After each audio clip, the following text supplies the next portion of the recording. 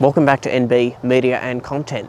Today I'll be featuring the 2023 Kia Sorento. Now this is a 7-seater SUV you should consider if you're looking at things like the Toyota Kluger and the Hyundai Santa Fe. Prices for the Sorento start just over 47,000 Australian dollars, and that's before on-road costs. And in this video I'll be telling you everything you need to know about it. I'm going to run you through the design, interior features, the second row, the third row, the boot, the powertrain, and then I'm going to drive it.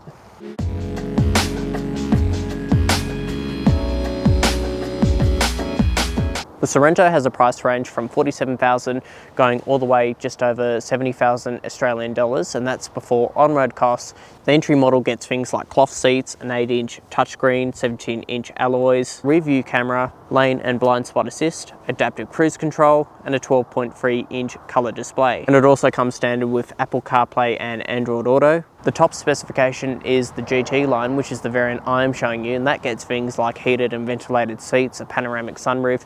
I'll run you through all of its features throughout the video. And lastly, I'd like to mention Harrigan Motor Group Vale. They have lent me this Kia Sorento GT demonstrator for me to showcase for you today. They have a professional sales team that will help you source the right car for you, as well as stock arriving in the near future. If you would like to contact them, I've linked their details in the description below, but for now, let's continue on with the exterior tour.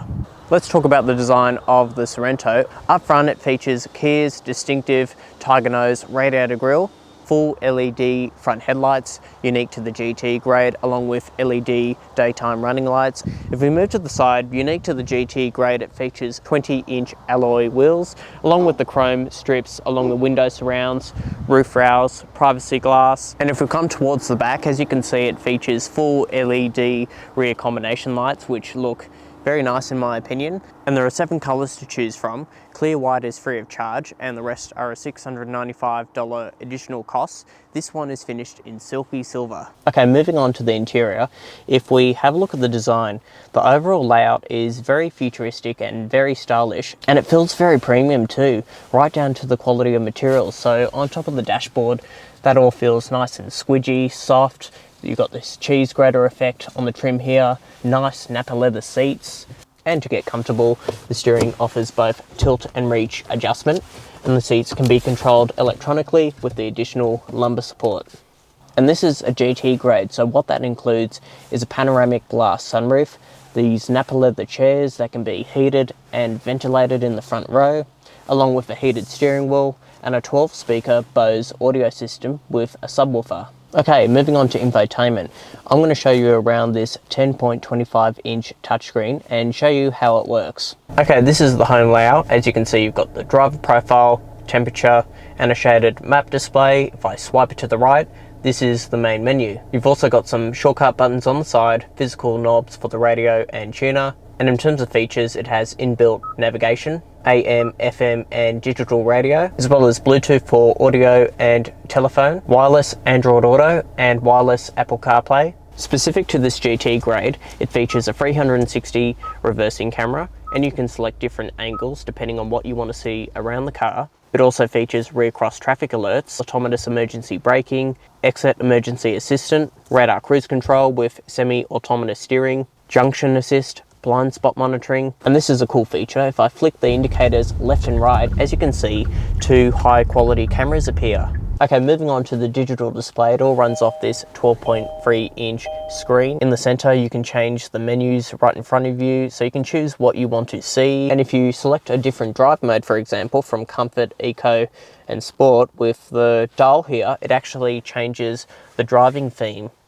And if I draw your attention to the heads-up display, it shows me my speed, the speed I should be going, the lane keeping assist, and the radar cruise control.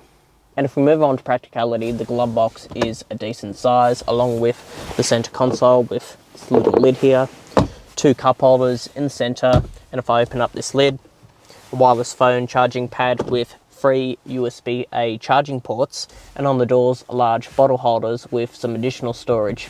Okay, moving on to the back seats. As you can see, I've got loads of toe room, knee room, head room.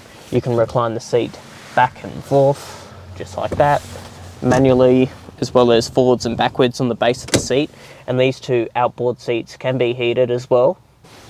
We've got an armrest with 2 cup holders, large bottle holder as well. And if I have a look around, I can see 2 map pockets, air conditioning vents, a 12-volt socket with 3 USB-A charging ports, and the front passenger seat, you can control it with these 2 buttons here if your left to rear passenger requires additional legroom.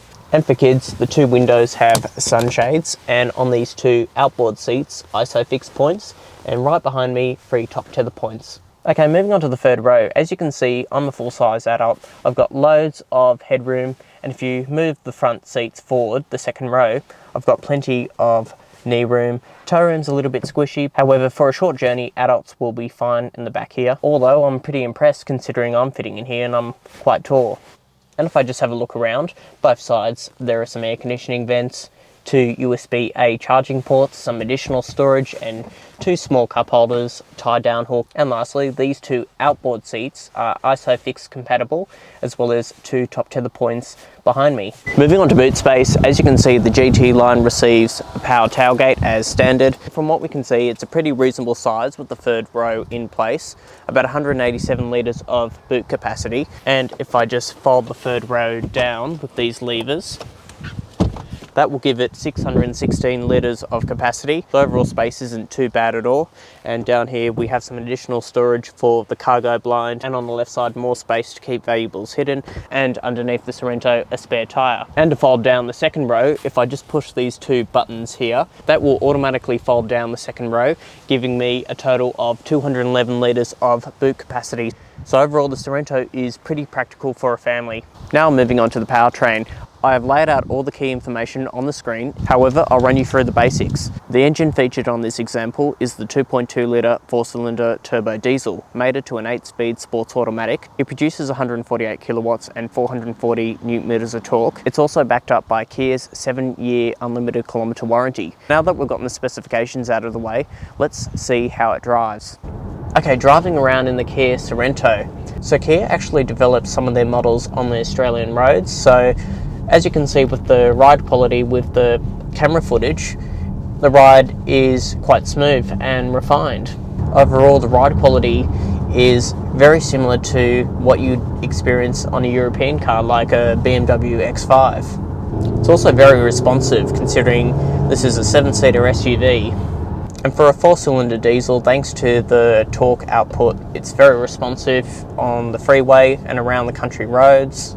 I'm currently averaging 7.5 litres per 100, which is pretty reasonable for a car of this size and this weight, and it does have 7 seats. It is a large SUV. Thanks to the driver assistance, it's pretty much effortless driving. So as you can see, if I take my hands off the wheel, the car will steer itself into the lane, into the corners, but you do need to keep your hands on the wheel as it is an assistance feature, not a full autonomous driving feature. The cruise control works really well on the open road. It doesn't disengage when you're going down hills. I've got a clear view of my surroundings, good rear vision as well, large wing mirrors. So in terms of value for money, it comes really well featured.